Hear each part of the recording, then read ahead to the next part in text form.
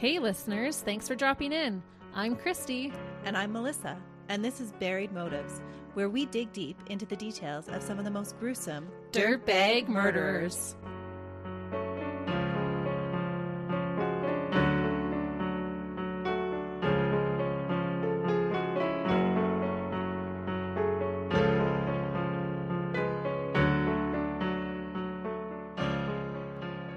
Hey listeners. Welcome back to Buried Motives. When Melissa walked into my house today, she was almost giddy. She is so excited to tell me about this case, and she hasn't told me really anything about it. And so I'm hoping I haven't heard it yet, because she says there's lots of twists and turns, and she's super excited, which is making me excited to hear it. The case is awesome, but it is a case that is a little bit more well-known. It had a few books written about it, the most well-known one being A Tangled Web by Leslie Rule, Anne Rule's daughter. Oh. And it was covered on Dateline. Producers actually picked up on the case from a fellow podcaster from So Dead, hosted by Jen Carpenter. Woohoo! Way to go, Jen. Yeah. But I thought that was so cool that they got the idea from a podcast. Yeah, because often podcasters are looking at Dateline for ideas and information. So It's nice to see that role reversed. So cool. But because of the craziness of this case, I couldn't stop researching it. It just kept going and going and going. And when I was trying to get show notes together, I was like, oh, but I need to include this and this and this. Yeah, Melissa told me she actually had to edit out 5 pages out of your notes. Yeah. And it's still going to be a long case. It will be, but it's so worth it because cases that involve love triangles always have so much drama in them, and they're always so fascinating to me. There's always that classic storyline that envelops almost all love triangles, but the angles that exploit the cases are always different. Passion and jealousy always seem to go hand in hand, and I'm a sucker for drama. Yes, she is. Now I want to sit down and watch a movie like that. But even better, I get to listen to you tell me a story. If this was put into a movie, you would sit on the edge of your seat for the whole time. That's awesome. And if you're like me when you watch movies, this is one movie that you would not be able to guess the ending of. Oh, and that's unusual for you. Mm-hmm. That's one of Melissa's pet peeves, is when she can figure out the whole movie or the whole book right at the beginning. Yep. Even though I try every time to do that. Oh, desperately try. But this is one that had everybody guessing who the murderer was, right to the end. Okay, listeners, let's challenge ourselves and see if we can figure it out. You might need a pen and a pencil. There's a few players in this one. Okay, noted. The case that we'll talk about today starts with a man. It always starts with a man. That's my next line in here. Is it? That's where it always begins, right? Trouble, at least. Yep. Sorry, we love our male listeners. But it always starts with when a woman falls in love with a man. Yep. So Dave Alexander Kroupa was just an ordinary guy who grew up in Sioux Falls, South Dakota. He was the oldest in his religious family and had a loving childhood. After graduating, he served 2 years with the National Guard in Denver and then earned an associate's degree in automotive engineering. In 2012, at the age of 35, he had just ended a long-term relationship with the mother of his 2 children, Amy Flora. They had been together for over 10 years, but when she gave him the ultimatum to pony up, to give her a ring or else, Dave chose the or else. No. Mm-hmm. After having 2 children with her. And spending over 10 years with her. And she's like, ring or get out, and he got out. Yep. Dave, what's the matter with ya? Honestly. You know what? He just strongly believed that you didn't need a commitment to stay in a relationship. He didn't want to feel tied down. That's even right. though he's already been with her for 10 years and has 2 children. Yep. Yeah, that makes a lot of sense, Dave. At 35, he was feeling like he wanted to sow his wild oats. He's too young. Despite the couple's differing views on marriage, they remained amicable after the 2011 breakup for the sake of their children. Dave moved a short distance away to take a job as a manager at an auto repair shop, Jensen's Tire Store, in Omaha, Nebraska, and would visit his kids back in Council Bluffs, Iowa, on a regular basis. As we go through today's case, we'll be jumping back and forth between Nebraska and Iowa.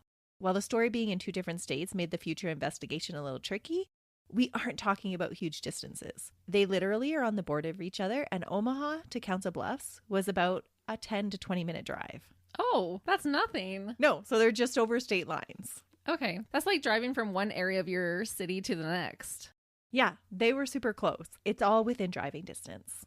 Okay, it just makes it tricky when it comes to the investigation because it's 2 different police forces. That's right. As Dave settled into his new life, being a single dad, he re-entered the dating pool by putting together some online dating profiles and began to meet women. That don't want to settle down at 35. Absolutely. That is exactly what he's after. He wasn't dating to find an exclusive relationship. He had just gotten out of one. What he was really looking for was some casual fun. Not necessarily just sex. Christy just totally rolled her eyes. I did roll my eyes. I'm like, he's in it for the booty calls. He was not necessarily in it for the sex. He liked the companionship too. But baloney. Baloney, baloney, baloney. He wanted to avoid any sort of commitment. Yeah, so he's in it just for the sex. Light and breezy. Light and breezy. It's translated to, I just want to get down. And then send you on your way before breakfast. Yeah. On the dating site Plenty of Fish, Dave came across the profile of a woman named Liz.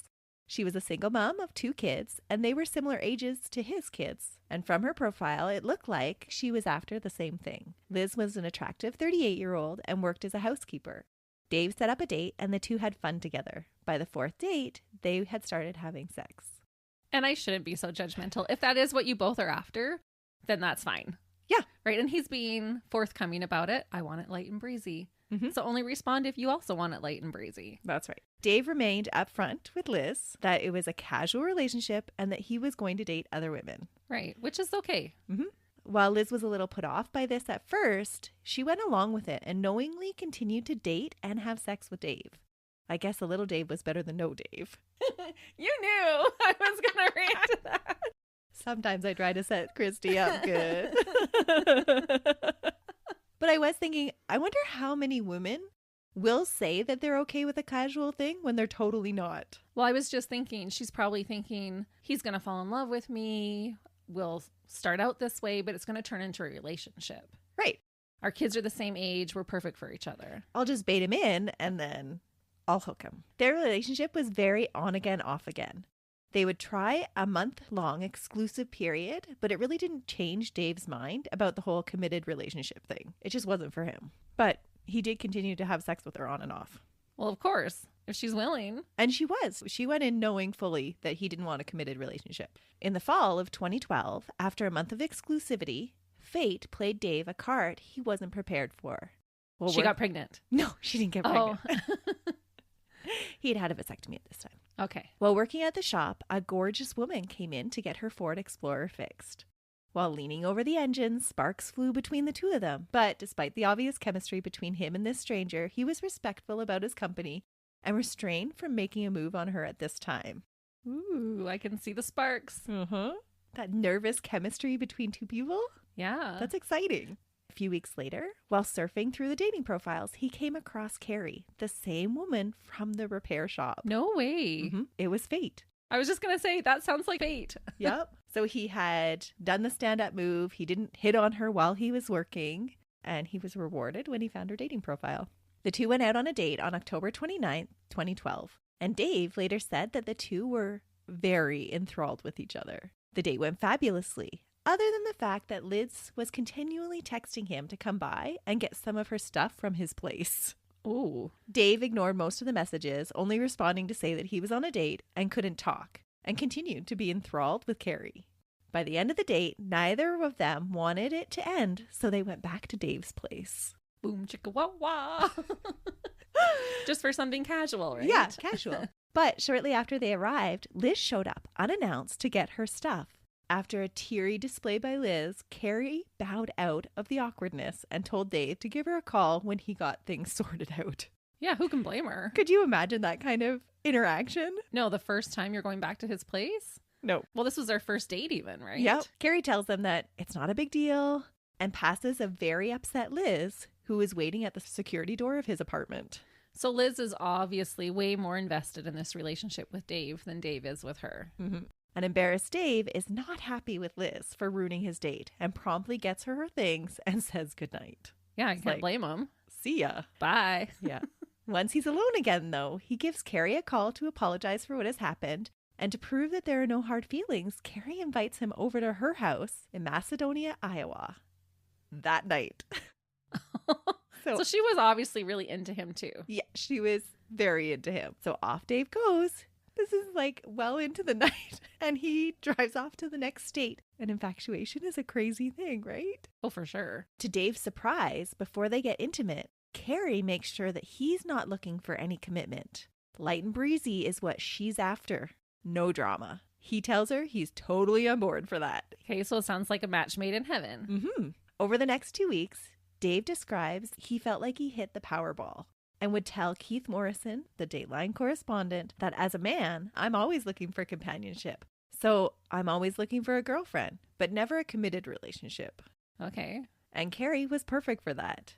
It was all she wanted in a relationship too. Dave continued to see both Carrie and Liz, but clearly was favoring Carrie. And Liz was okay with him seeing Carrie?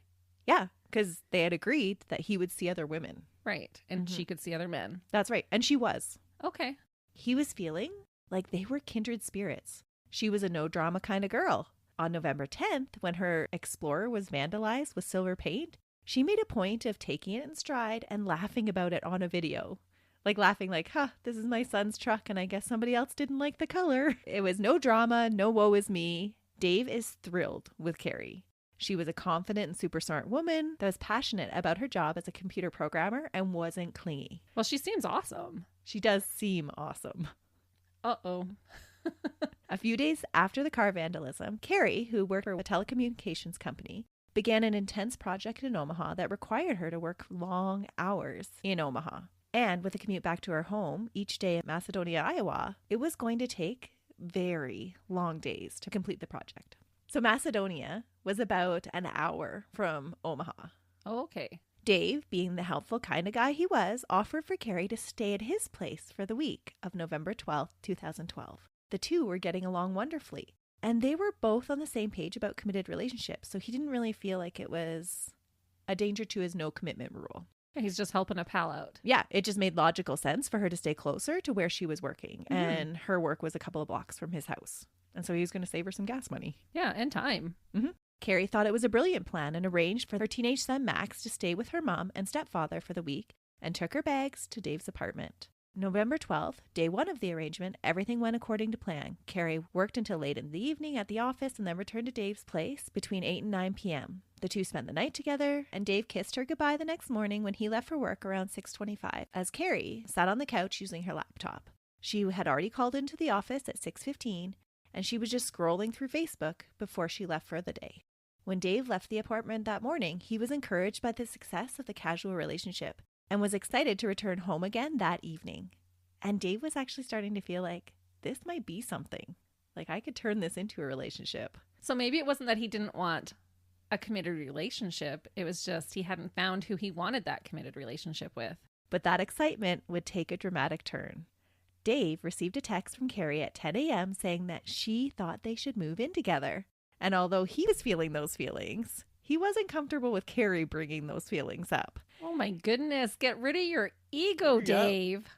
To him, it was like, Carrie's pulling a Liz. She had pretended to be all easy breezy, but secretly she was after a commitment too. And so he was like, nope, shut that down right away. He didn't want any suggestion of living together. Because now all of a sudden he's going from, I think I really want her to live with me to, I'm being trapped. Yep. And that's when the drama was unleashed. Carrie texted him back saying, fine, I don't ever want to see you again. Go away. I'm dating someone else anyway. I hate you. Whoa, that's a little extreme from easy breezy Carrie. Yep. Dave was dumbfounded and was equally surprised when he returned home that night and Carrie had left. All of her belongings were gone. He saw no sign of her. When Carrie started sending even more texts 2 days later telling him that he had ruined her life and that he was a terrible person, Dave felt that he had dodged a bullet. Carrie was not the person he had first thought. The messages and drama would continue to a harassment type level for the next 3 years. 3 years?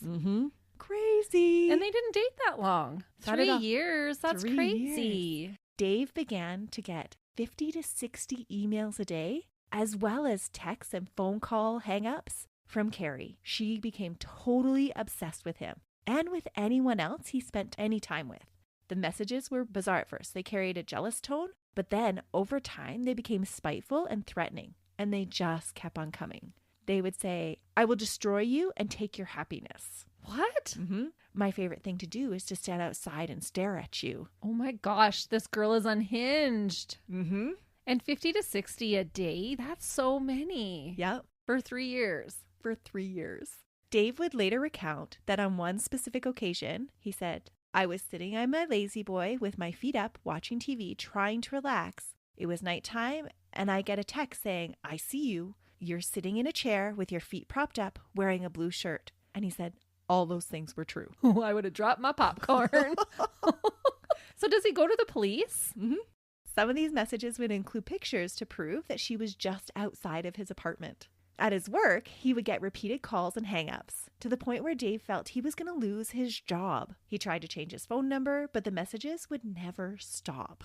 So she'd figure out his new phone number. Mm-hmm. In January 2013, Dave noticed Carrie's Explorer parked in the parking lot across from his building. Even though it was covered in snow, he recognized it immediately because he had done mechanic work on it before. He called the police immediately and they investigated. But there was no signs of Carrie. She didn't want to be caught. The vehicle was parked in a way that it gave a perfect view of Dave's apartment. Whoa. And she had meticulously cleaned her vehicle. They couldn't come up with anything out of it. And it's not a crime just to be parked there. Nope, it's not. In January 2014, Dave was spending time at home with a friend, Heather. She watched his phone light up nonstop the whole night and thought that she heard someone trying to get into the back of the house. Later that night, when the two of them were in bed, a brick was thrown through the window. Oh my goodness. Mm-hmm. Even Amy, the mother of his 2 children, began to get threatening messages about staying away from Dave. The threats even extended to his children. What? Mm-hmm. Okay, that's a whole new level of crazy. Yep. When you're starting to get jealous of the time he spends with his children. Yep. It seemed everyone around him was fair game, so any woman that he dated would start to get text messages. Well, Dave, how's that light and breezy attitude working out for you? Yeah. Maybe you should have proposed to Amy. There was just something about Dave, I guess. I guess. Well, and the other thing is he never actually stopped his online dating profiles. But there were times when she would go and post fake dating profiles about him, or would slam the profiles that he created, saying this guy's a loser, he runs off, he made me pregnant and he left me, and was totally slamming him online. Poor Dave. Honestly, this would be horrific to go through. Oh, absolutely. And it wasn't just Dave. Everyone around him was fair game. And a frequent target for the harassment was Liz, who had passed her in the hall.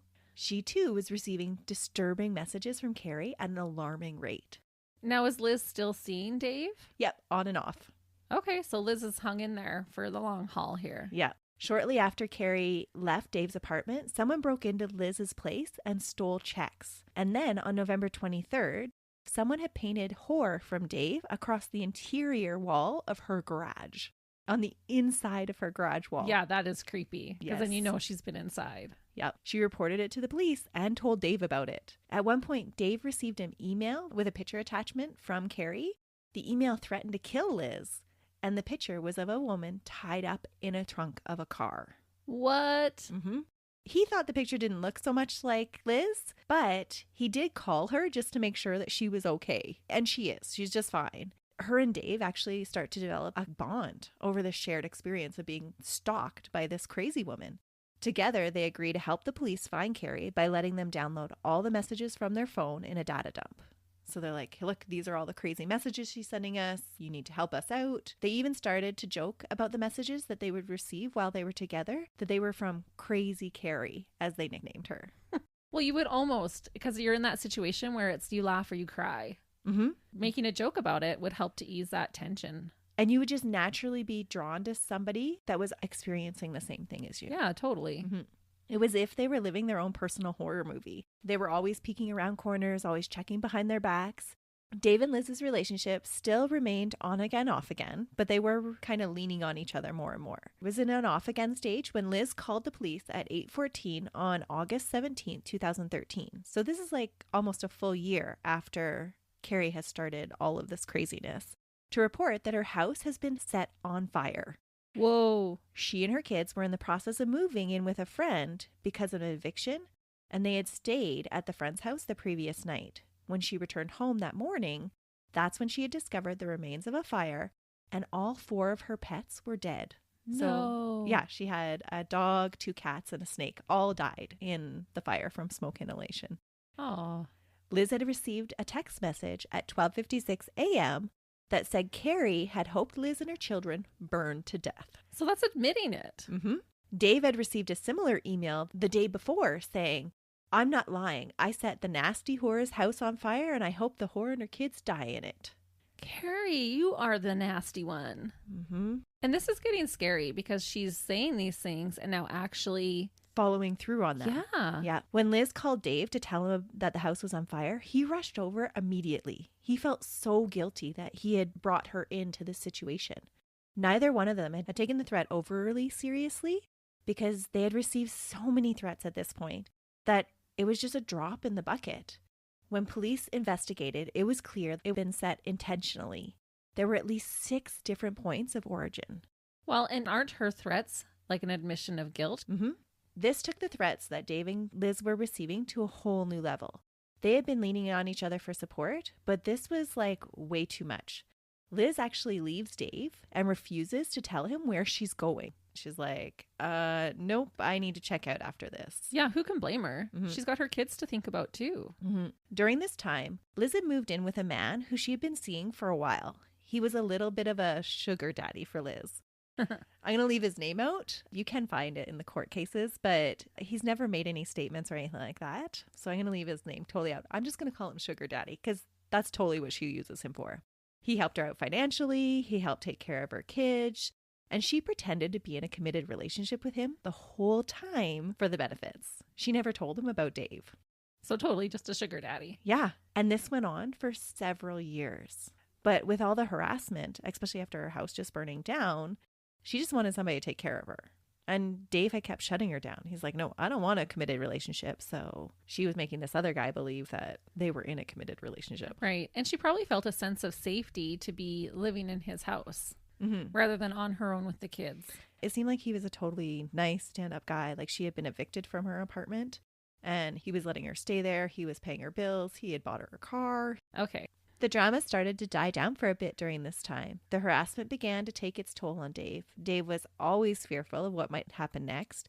He had difficulty socializing for fear of exposing someone else into the drama, or other people were fearful of being dragged into it because even girls that he would date randomly would get text messages and emails and like, leave Dave alone. Dave's mine. Wow. And now he knows that it's not just idle threats, that she could do it. Mm-hmm. He avoided his phone and would circle his home or work looking for Carrie before he settled in. What a sad way to have to live, too. Mm-hmm. He gained 30 pounds and began to drink every night. Aww. Stalking is such a intrusion of your privacy. And it just messes with your mind, too. Mm-hmm. Like you would never feel at peace. No. And it wasn't just when he was at home. It was when he was at work. It was when he was out on dates. Like it just happened constantly. Yeah. So how do you live your life? Yeah. Always looking over your shoulder. So difficult. Carrie's odd behavior and the heartache that it caused wasn't just reserved for Dave and his love interest. Carrie's own mom, Nancy Rainey, was disturbed by the messages she had received from her daughter and her refusal to come home. On November 13th, 2012, Nancy received a message from her daughter saying that she had found a new job in Kansas, and that was it. Over the next several days, she sent repeated texts but never got any replies to any of her questions. She only got even more bizarre messages. One of them said that she was thinking of checking into a mental hospital. One of them said that she had broken up with her boyfriend. And another said that she had sold all of her apartment belongings and asked if her mom would arrange with the buyer to give them access to her place so they could pick everything up.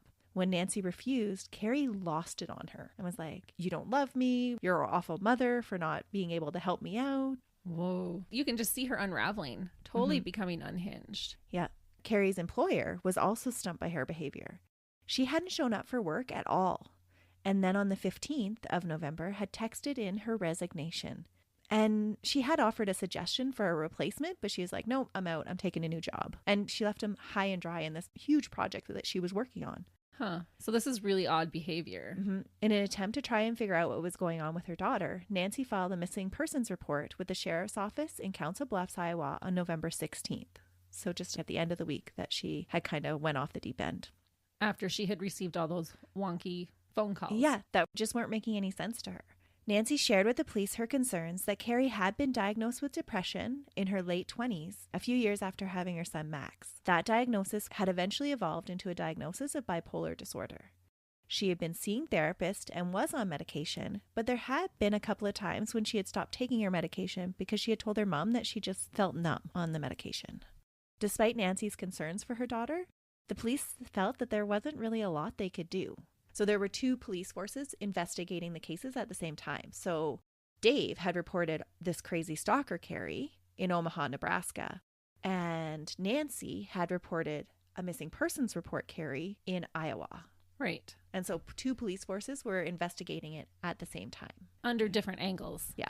They questioned Dave on November 21st, 2012 at his work, and he shared with them all the crazy texts and emails that he had received up until that point. And already in the first week, it was like a huge amount of emails. And he was completely cooperative with the investigation. To the police in Iowa who were investigating the missing persons report, this totally convinced them that Carrie had become a disturbed stalker, which went along with the theory of the woman who had gone off her meds and was acting out bizarrely. Mm-hmm. This theory was further cemented when a detective from Pottawatomie County in Iowa received a text from Carrie asking to be left alone. Oh, so she's saying to them, I'm not missing, just quit looking for me. Yep. And it was reinforced again in May 2013 when Carrie's Facebook page told the whole world to essentially leave her alone. She was fine and expressed her frustration over people repeatedly asking about her whereabouts.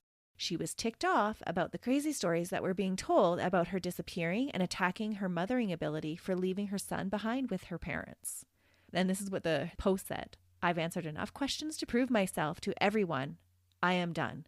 You can either believe that I'm your daughter, mother, sister, or friend that you have known your whole life, or you can just leave me alone. I left of my own free will. I am sick of everyone giving me a hard time for doing what I need to do. I am not missing. I just don't want to come home right now. I am a grown woman, and if I feel like leaving home, I have the right.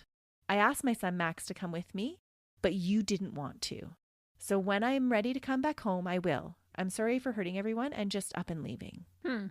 Her mother and her son were heartbroken. Carrie's behavior just got more and more bizarre. She refused to return for her brother's wedding, her dad's funeral, and even Max's graduation she missed. So to me, this sounds like, okay, this could be a woman who's a little bit off her rocker and just telling everyone, leave me alone.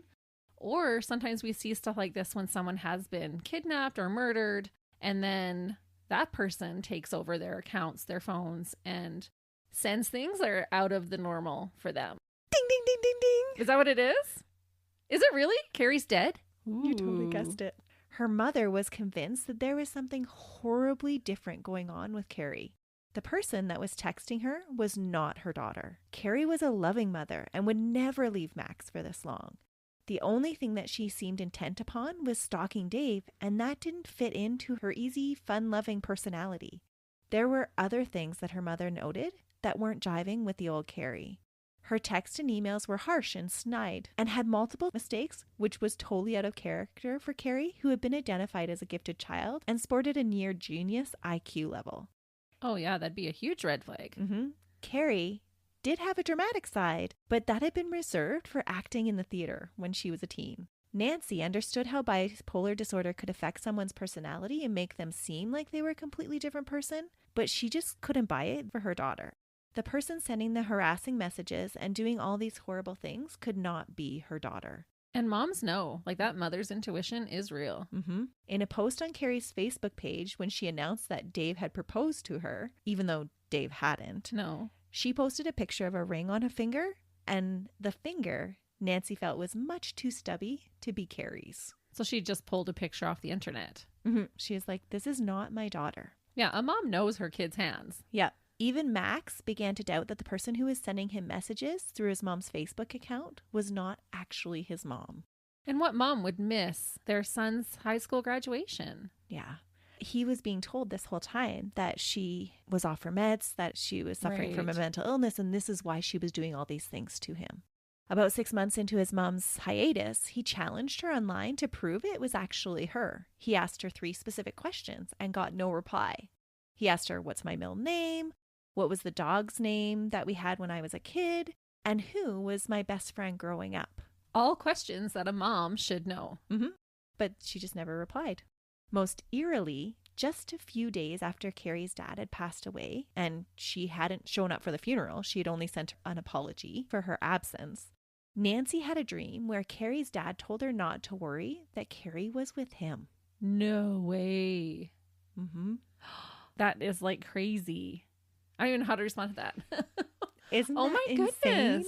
So that was not just a dream. That was a message. Yeah, Nancy totally felt that this was confirmation of what she had been kind of guessing all along, that her daughter wasn't a missing person, that she was actually dead, and that this person sending the messages wasn't her daughter at all. And the gall of that person to continue to pretend to be Carrie. Mm-hmm. Wow. So far-reaching. Like, she was having conversations with Carrie's friends, and not just her parents and her son and Dave and all of his love interests, but everybody. So this is a different stalker that is going under the ruse of being Carrie. Yeah. That's wild. So in April 2015, Carrie's cold missing persons report piqued the interest of Pottawatomie County Detective Ryan Avis and investigator Jim Doty. They both got a hunch that things weren't as they seemed. They were aware of Carrie's bipolar diagnosis, but didn't see any indication that made them think that she had, in fact, gone off her medication. There was no instance where it should have caused a manic episode. Right. The two agreed to take on the missing persons case jointly, but to work it from two different angles. One would assume that Carrie was alive and try to find her. She had been communicating through text, email, and Facebook for years with multiple people. The other would assume that she was dead and try to find her. All of Carrie's bank accounts had not been activated since November 2012, after two purchases were made on the 16th at two different discount stores. No one had physically seen Carrie since David said goodbye to her on November 13th. Wow. And like a manic episode is not going to last years and years and years. No. As the two investigated the case, they began to realize that the only forms of communication anyone had received from Carrie were electronic. So they brought in a specialist, Anthony Cava, a digital forensics administrator, for help. And I have to tell you that he is like amazing. From that data, it became clear that an imposter was pretending to be Carrie. From November 2012, someone had sent texts posing as Carrie from as many as 30 different disguised phone numbers, and emails had been sent from at least that many different types of email accounts, all disguised to be from Carrie. Wow. As time went on, the imposter got more and more sophisticated in the way that they were hiding their IP addresses along with their own identity. So they are going through a lot of trouble for this. Mm-hmm. Just the digital investigation was over thousands of hours of personal time. He didn't even get paid for all of it. What? Mm-hmm. He just volunteered his time. Yep. Wow. That says a lot about who he is. Yeah. An amazing guy. On both sides of the investigation, one name kept coming up again and again and started to make the investigation team very suspicious. Shanna Golyar. Who's that? She's not even in the picture right now. The glaring detail was that the stranger, Shanna Golyar, who had never been involved in Carrie's life until she went missing, was now wound up in all of the drama that was surrounding all of Carrie's fake profiles. Did Shanna ever date Dave? Because he seems to be the common denominator in all of this. There's something about Dave. Oh, man.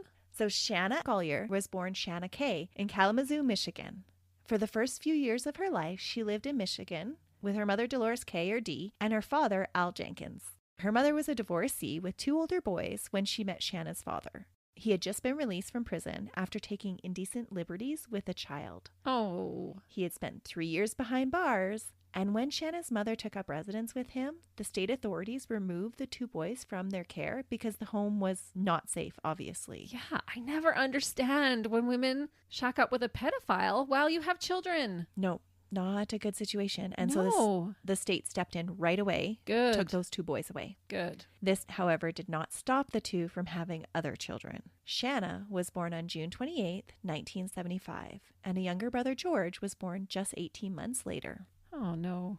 It didn't take authorities long before they took note of the two young children because of the violence in the home.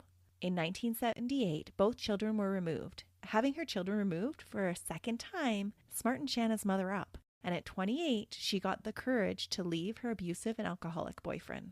Within a couple of months, the children were days away from being returned to their mother. when tragically she was hit by a car and died. What? Yeah, isn't that the saddest thing? Like, was it actually an accident or was it the boyfriend? No, she actually was hit by a car and died. Oh, She had been walking home from the laundromat where she was washing bedding to get ready for the kids to come home. oh, that is so sad.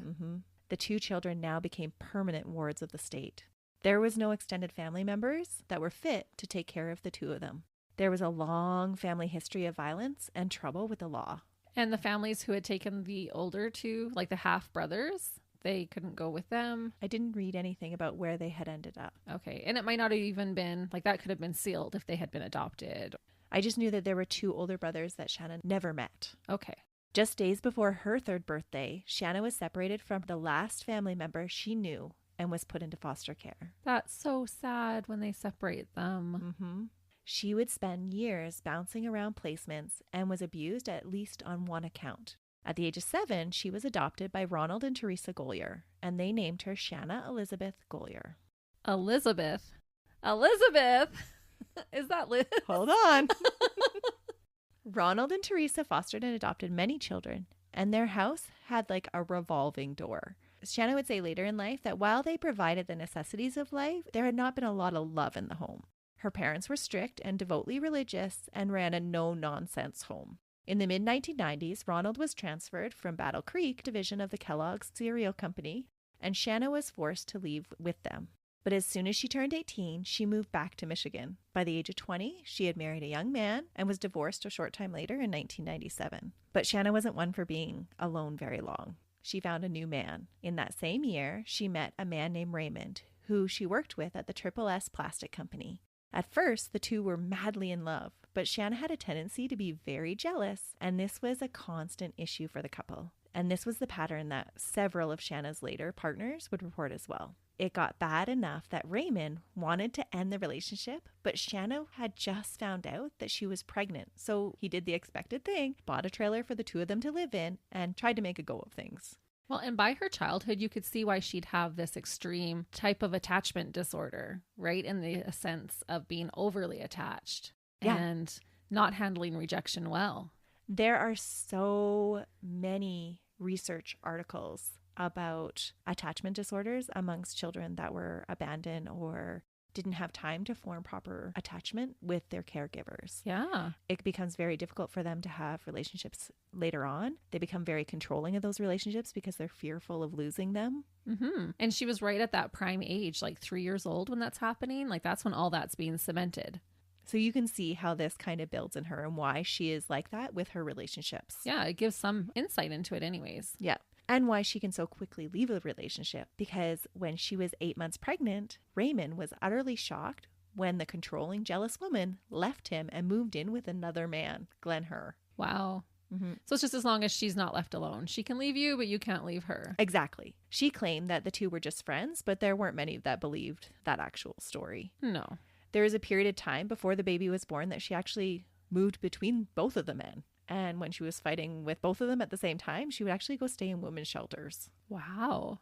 But that all came to an end when Cody Golyar was born on the 25th of August. With Cody in the picture, Shanna chose to stay with Glenn, moving in with his mother and him, and Raymond barely got to see his son. Oh, that is sad. It is sad, considering that she knew how important having a family was and being connected to all of her family. She just cut out her child's father. Yeah, and Raymond was trying to do the right thing by buying this trailer. Let's build a family. Shanna and Glenn struggled to raise Cody and Glenn's infant son, who was just a couple of months older than Cody. It wasn't easy, and Glenn's mom would help them out often because they lived at her house.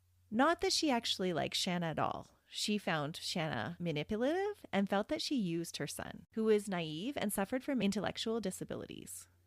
She was not a fan that her son would do whatever Shanna asked him to do. So Shanna and Glenn continued to work at the same convenience store and took turns with parenting duties. When one would go to work, the other one would stay home. On January 30th, 1999, when Cody was just 5 months old and was in the care of Glenn, he became unresponsive and was rushed to the hospital at 5 p.m. Oh, no. Sadly, the infant died later that night. Oh, When the autopsy was performed, the examiner concluded that the infant had died from a brain injury resulting from violent shaking. no. Glenn had done that to him? Suspicions fell on Glenn, who denied ever hurting the baby. He originally said that he had, in the past, tossed the infant up into the air, but when Cody cried, Glenn had stopped doing that to the infant. He was charged with murder and went to trial in December 1999, the whole time claiming innocence. He claimed that Shanna had been at home with the baby the previous night and had called him in a panic saying that she had dropped the baby. But by the time that he had rushed home, the baby was already asleep and appeared fine. Although the whole next day, Cody was quieter than his normal, usual colicky self. Oh.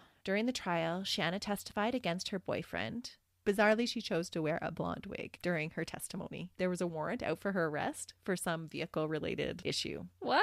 Yeah, I know. A wig's not going to hide that. So crazy. That's bizarre. Just goes to show, like, she just thought she could hide. Right. Right? If I wear a blonde wig, they won't really know who I am, even though I'm going to be recorded in these court documents. It just shows where her mental state is at, though. While on the stand, she produced messages from Glenn that asked her to cover for him and said that she had nothing to do with the baby's death. Glenn changed his story after this revelation and pled guilty to second-degree murder. So these were actual text messages that were sent between them. Him saying, help me? Letters. Oh, handwritten letters. Who writes a handwritten letter? Yeah. So while he was in prison, he sent Shanna letters saying, you know, if you could just say that you did it. I know you didn't have anything to do with it, but if you say that you did it, then you'll get off easier. And were these verified as like his letters? They weren't ever verified. Hmm. His mom strongly believes that it was totally Shanna that shook the baby and then blamed it on him. That the baby didn't die right away. It took time for all of the damage to take place, and that's why the baby acted so off the next day. Yeah, and wasn't there the actual text that she had sent him saying I dropped him? They never looked into it. Really? Mm-hmm. And he never gets out. Oh my goodness. So there's now lots of question now that knowing what we do about Shanna now, was her baby's death her fault? Yeah, it sounds like it was. And she didn't get him the medical attention that he needed. He might not have died had she done something that night. Yeah. And the MO of writing a letter to cover up her story. Yeah. She does this over and over again. Yeah, that seems highly suspicious. Mm-hmm. It's a pattern of her character. So after the 1999 trial, Shanna moved away from Battle Creek, Michigan, and started going by Liz. It is Liz. Yep. Well, Liz started with all these red flags, and then she victimizes herself, so you're not thinking it's her. Nope. Even with the name change, her act didn't change. She went on to have another child with a man who left her because she was too controlling. Her jealousy was disturbing, and the man had to leave to get away from all the drama. She would continue to harass him, keying his car and make threatening phone calls and try to manipulate him into coming back, but he didn't want anything to do with her. Okay, our husbands are listening right now. You should be so grateful that you're married to us and not someone like Liz. Yeah. Just had to put that in there, even if it's in the bloopers later. Several of her partners reported similar experiences. There was definitely a pattern that the investigation team would find interesting. Liz became key in the investigation about Carrie's whereabouts and who was actually stalking Dave. Once the investigation team had caught this break, they were able to trace texts and emails back to Liz through a network of hidden IP addresses. So is this that specialty guy that you were talking about? Yes. He's the one who makes the connection back to Liz. Yeah. Wow. Cavez, he is amazing. So once he knows where to look, he now is like tracking things down crazily to her through a huge network of hidden IP addresses that she had set up. But this didn't clearly point to what had happened to Carrie. There wasn't any physical evidence. Yet. Dun, dun, dun. I love that. Dun, dun, dun. The investigative team continued to dig. They found in one of the messages that Carrie had supposedly sent to her mother about the person that was buying all her things, it was Shanna Golyar that had signed the check. She had used her real name and sent Nancy a picture of the check saying, look, she's paid me $5,000. Can you please let her have all of my stuff? What? Mm-hmm. Why would she sign her own name? She didn't ever think she was going to get caught. When Carrie had supposedly texted her boss about her resignation, it was Shanna Golyar that she recommended to take her place. And Liz actually went in and filled out an application. No. Mm-hmm. She wanted to take over her life. I want all her things. I want her job. Mm-hmm. And I want her man, Dave. That's right, because Dave was more interested in Carrie. What a weasel. Yeah. What a weaselly little dirtbag she is.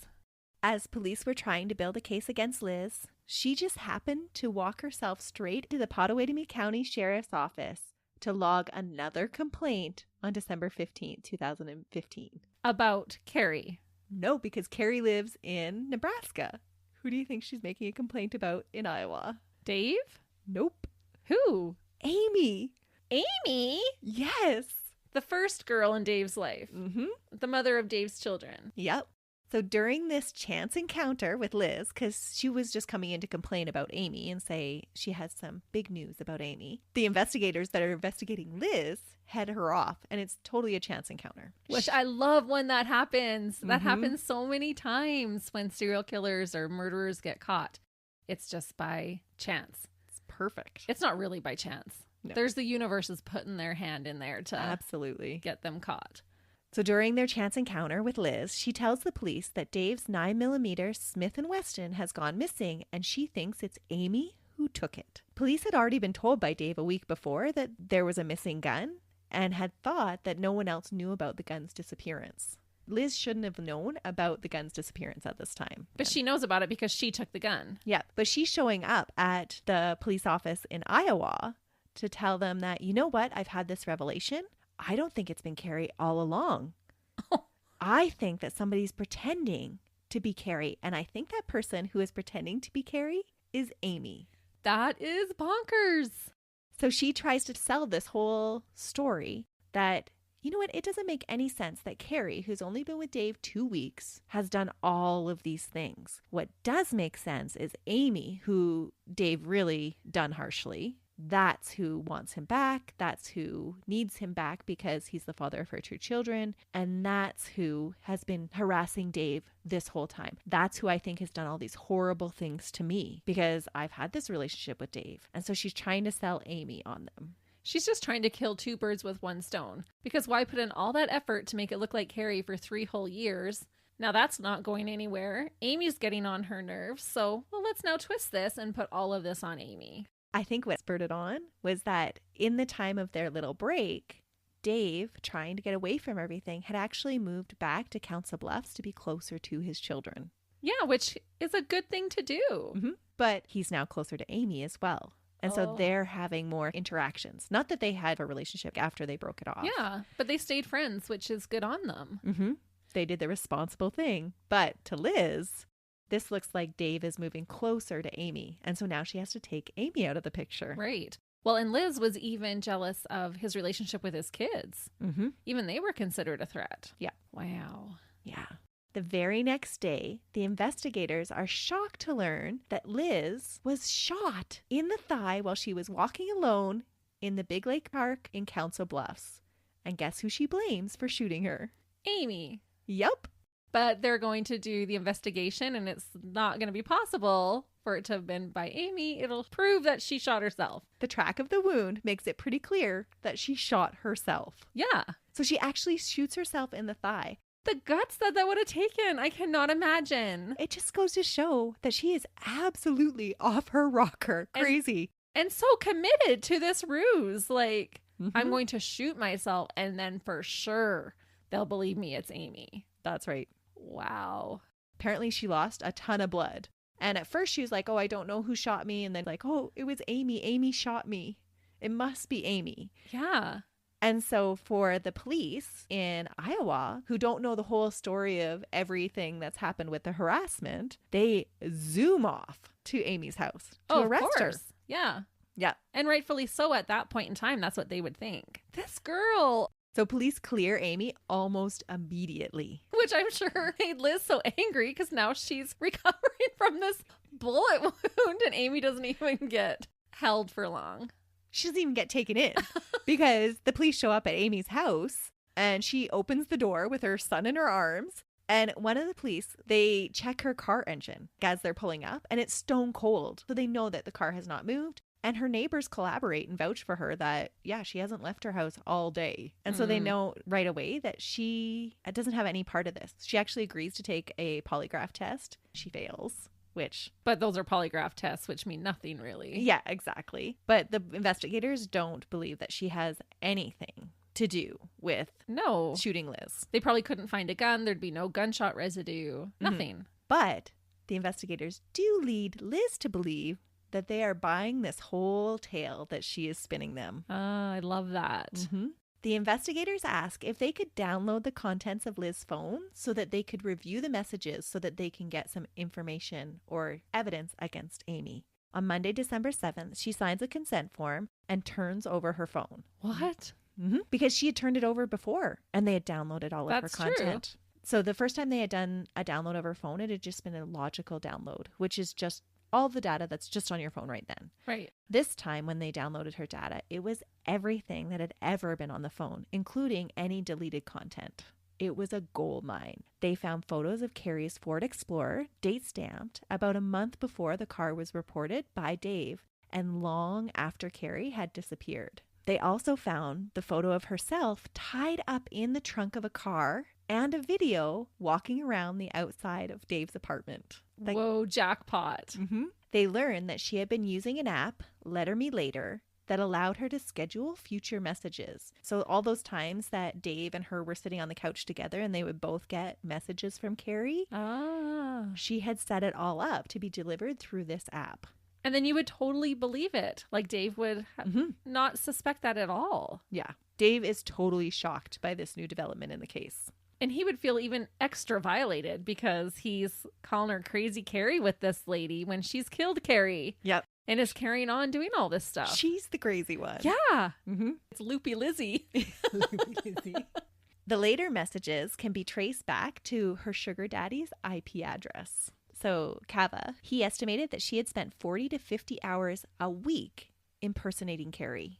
What? This has become an obsession. This is not your normal stalking jealousy. No. Is there normal stalking jealousy? That shouldn't even be. No. That's not normal to even stalk. This is a whole new level of crazy.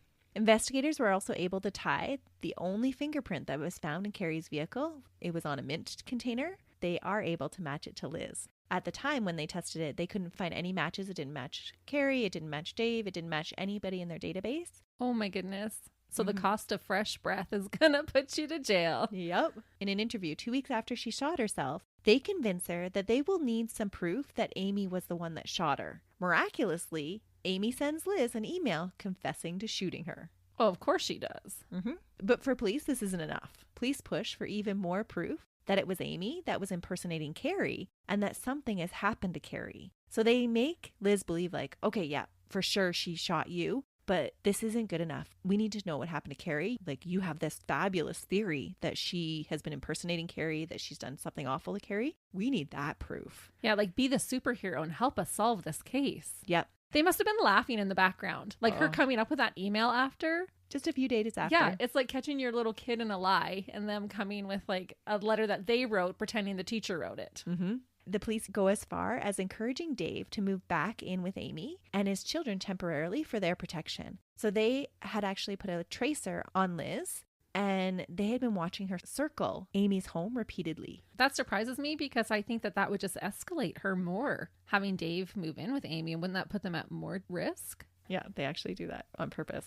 Unknown to Liz, the police had purposely asked Dave to move in with Amy to rile her up. She is their main suspect at the time, and they are fishing for her to give them more information. I hope they're surveillancing his home to protect Amy and those children. Yeah, they are. Police trace Liz's location as she circles the home repeatedly, where Dave is now staying with Amy and his children. And it works like a charm. She calls the detectives and reams them out for allowing that murderer to get to be with Dave. Get to be with Dave.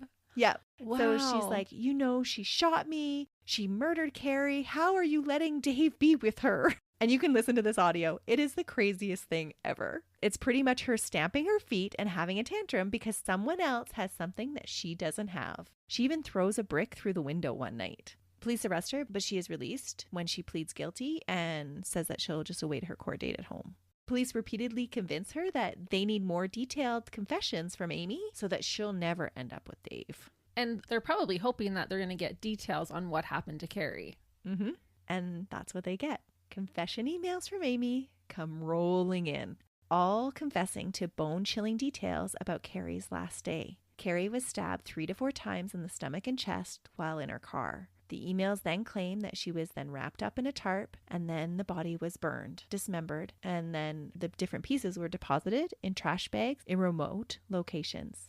The emails even mention a yin and yang tattoo on Carrie's left hip, a private detail that had never been released to the public. Wow. So not only has she shot herself in the leg, but now she's shot herself in the foot. Yep. Because she's just given them all these details. Mm-hmm.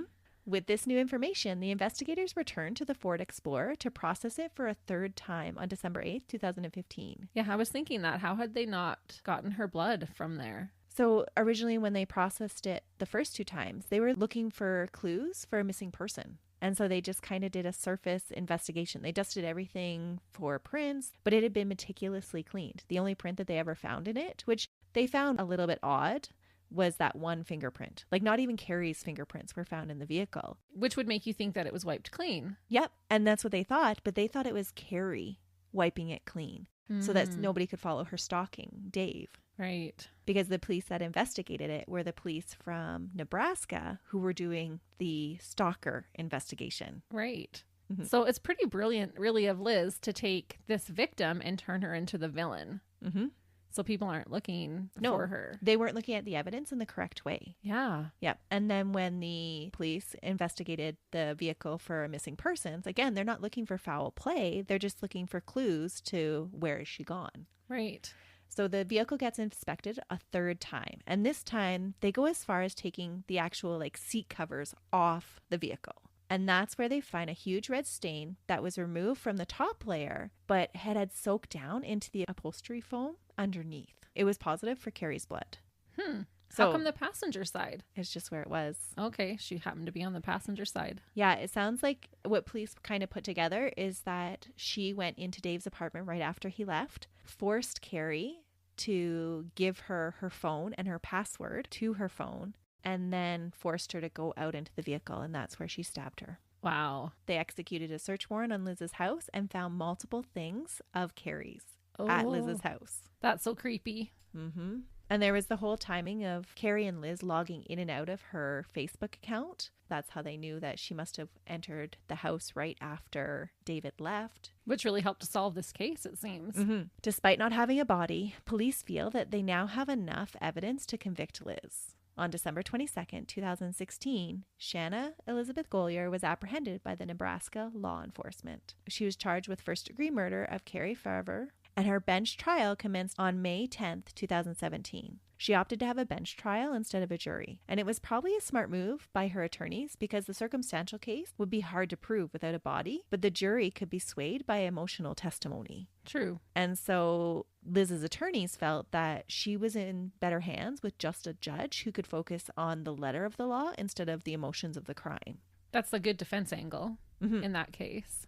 It's extremely difficult to pursue a first-degree murder charge without a body, and the prosecution knew this. So, as the trial date grew closer and closer, they were in a mad rush to find any more information that would help their case against Liz. They went over all the evidence again and asked Dave if there was anything else that he could think of that could contribute to the case. That's when he remembered a tablet that Liz had left at his house at one point during their turbulent relationship. On the tablet, police found just the thing that would sway the judge's opinion. A micro SD memory card that was in the tablet had also been in Liz's phone around the time of the murder. The SD card had thousands of deleted images on it. And so some of them were selfies of Liz and things that she had done so that they knew from her phone that it had been in the phone. And all of the deleted images they were able to recover. Among the pictures was a picture of a partially burned, severed left foot that had the Chinese symbol for the word mother, still visible along with decomposition.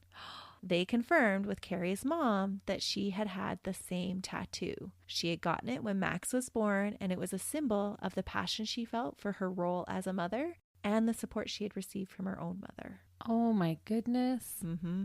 How poetic that is what they would find to help identify her. Yeah, and that was her identity. Yeah. That's how she defined herself, was being a good mom. And that was her speaking her final words. Yeah. There was also several pictures of a blue and silver or gray tarp wrapped up and another up-close image of a yin and yang tattoo on a flesh-colored object. So it was so zoomed in that they couldn't even figure out what it was on. But Carrie's mother had told them that she had this tattoo too.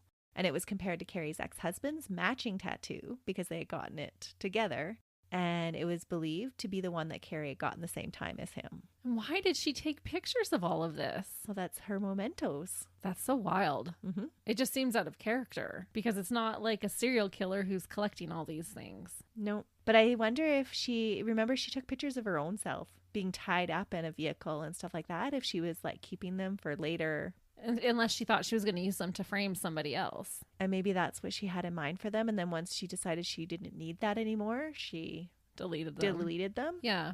After a 10-day trial, with the help of the new evidence, along with the multitude of emails and the even more numerous text messages that had been sent by Liz since Carrie's disappearance, the judge returned a guilty verdict on May 24, 2017. Liz was convicted and sentenced to life behind bars with an additional 18 to 20 years for arson. Good. Because remember, she set her own house on fire and killed her own pets. That is so terrible. And even the emotional trauma that would have put her kids through by killing her pets. Yeah. Oh, she is such a dirtbag. Liz is serving her life sentence at the Nebraska Correctional Center for Women, which is a 275-bed facility for maximum, medium, and minimum custody female inmates. The judge who sentenced Liz said that she had spun a twisted plot of lies, deceit, and impersonations through digital messaging. While in prison, Liz has shown no remorse and continues to say that she had nothing to do with Carrie's death. That always riles me when a murderer does not take responsibility, because then I feel like they are so much more likely to offend if they ever get out. Mm-hmm. She actually contacted Leslie Rule to write a book about her story, and Leslie Rule wrote the book about how this was a crazy murderer. So that backfired. Mm-hmm. Like the shot to the leg. Yep. But she still is all about the dramatics. Threatening emails that were sent to her about her children were determined to be fake. And according to other inmates, they claim that she insists on calling her Carrie. No. Mm-hmm. Get out. Call me Carrie? Yep. So was this more about Carrie than it was about Dave the whole time? Or if it was just because Dave liked Carrie, she wanted to be like Carrie? I think it was because Dave liked Carrie more. Wow. Mm-hmm. Her first parole hearing is set for November 2027. That's scary. Mm-hmm. Of the three men that headed the investigation, Carrie's mother Nancy said, Dodie, Avis, and Cava, they're all heroes. Those guys, they mean the world to me. I can't thank them enough. They're my boys. Absolutely. And the three of them didn't stop after the conviction. The three investigators established a scholarship fund in Carrie's name at a local community college that she attended in hopes of associating something positive with her memory. Aww. Isn't that so sweet? It really is. These guys are remarkable. Mm-hmm. One of the goals of this scholarship fund is to reclaim the narrative surrounding Carrie's life and to honor her, because her whole reputation was tarnished. Yeah, totally thrown under the bus. She wasn't crazy Carrie at all. No, she was a loving mother. Mm-hmm. Over the course of the investigation, the investigators became close to the family and learned of the kind of person that Carrie was. She was a loving daughter and a mother and a fighter and a lifelong learner who continually pushed herself to be better. The same detective that had the idea about the scholarship also fought for all the Facebook profiles, the dating profiles that had been created in Carrie's name to be taken down. And this battle continued up until 2019. What? Mm-hmm. That shouldn't even been contested. But that should have been immediately taken down. But they had to fight for it to be done. When asked how she wanted her daughter to be remembered, Nancy said, as the fun-loving, talented, smart woman that she was. Maxwell, Carrie's son, is now married and following in his mother's footsteps. His grandmother is his biggest supporter. Max received a Bachelor of Science degree in software engineering and data science in December 2021, and now he is working as a full-stack developer. He is finding a way to cope with a tragedy that was caused by the jealousy and spitefulness of a woman who had only briefly met his mother in passing. This callous and dramatic dirtbag, Shanna Golyar. Wow, good for Max for being able to make something of himself and push through this. I cannot even imagine what he's had to go through, what Carrie's mother and rest of their family has had to go through. Like, this is a nightmare. No, thinking that you were abandoned in your teenage years would have been so formative and so hard to overcome. Right. And then to find this out, like, that would turn your world upside down. Yeah. And it seems so senseless. Like you said, she only knew Carrie for a couple of weeks. Who knew if Carrie and Dave, like, they could have parted ways the next week after? Yeah, right? absolutely. It's not like they were married and this was his long-term thing. Neither of them wanted a long-term thing. Nope. And what claim did Liz have on Dave anyway? 0. Mm-hmm. Dave had been upfront with Liz. Yep. And it would have made more sense had Amy been the person that was protective of Dave. No, Amy was a rock star through all of this too. She was able to stay amicable with the father of their children, which not a lot of people in relationships can even do that. No. So that speaks to both of their characters being able to put their children first. Yeah. Liz was just this little infection that grew and grew and grew. And manipulated everyone around her. Yeah. Such a dirtbag. And then to kill Carrie and then use this quote unquote crazy Carrie to get closer to Dave. So manipulative, right? Like, how is Dave even surviving after this? It changed his life forever. Yeah. If I were him, I'd be like, hey, no more women. I'm batting for the other team. Like, no way. He is now in a committed relationship. Really? Yep. He is no longer playing the field. Yeah, it is dangerous out on that field, Dave. Giving up the dating apps. Yeah. What a nightmare story. To shoot yourself, to set your house on fire, to tie yourself up and put yourself in the trunk and try to take pictures of you. Yeah, this is totally boiled rabbit in a pot vibes. Just crazy. That's why I had to keep researching it. It's like, she did what? And then she did what? Like, for real? Well, I really hope she doesn't get out. But you can see, though, from her upbringing about why she would have this propensity to have to control relationships in her life and would just cling onto something. Once she thought that she wanted it, she was not letting go. Yeah, it totally stemmed from her childhood trauma. But unfortunately, with her not taking responsibility, she can't work through that. No, and often this fear of abandonment can lead to demanding, clinging behaviors that often push others away. Oh, yeah, you can see how that would happen. And that's not a fault to her. But no, to go to these extremes, like most people that go through that, do not go to these extremes. No, not at all. It's not an excuse for her despicable behavior in any way. No. And the pain that she caused in everybody else's lives. No. But it does give you an understanding of that's probably why she was doing those things. For sure. Which also tells me that she could get treatment for that if she was open to it. But right now, she still doesn't take any responsibility. And honestly, she's still fighting for her innocence. Oh, my goodness. So totally delusional. Yeah. Just because she destroyed so many lives.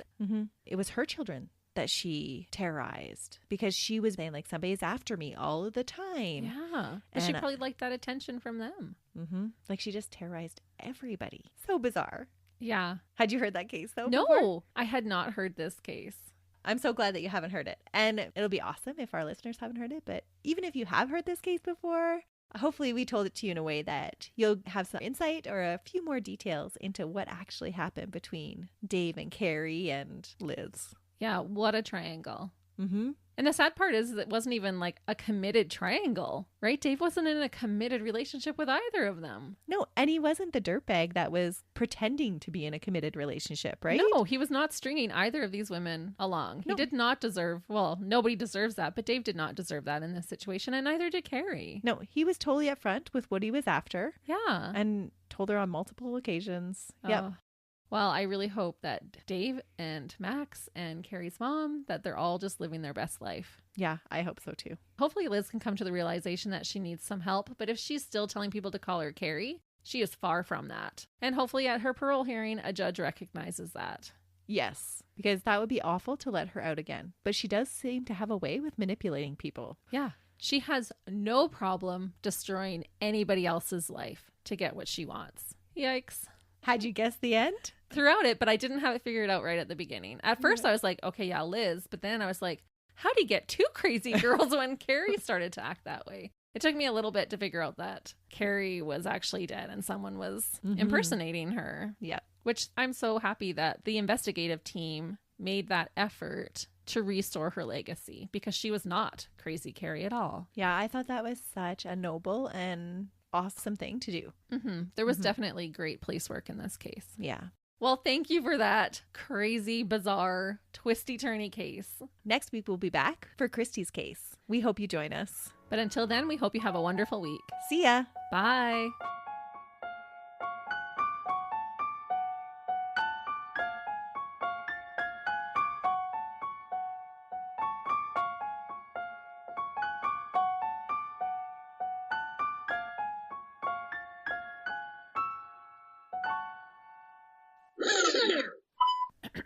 Okay, and I get to start. When she gave him the ultimatum. I'm giving you an ultimatum there, mate. That's not what she said. I don't put that in there. I am totally putting that in there. I was always looking for a companionship. As a man, I want a companionship. A real one. Dave, and gave. Oh my goodness, I'm gonna have a problem with Dave. Who doesn't have a problem with Dave? I'm trying. It's AM, so it's morning. You're convincing yourself. You just had a whole conversation with yourself right there. What do you need me for? You can just co-host the podcast all by yourself.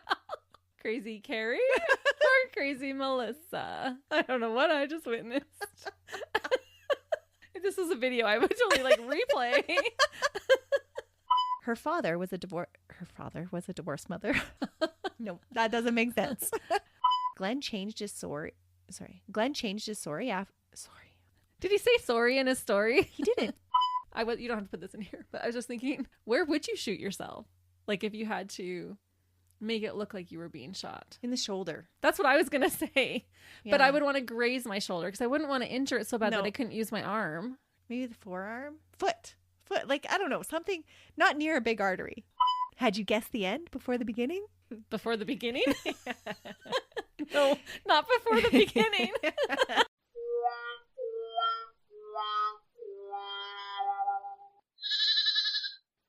Another Sound Off Media Company podcast.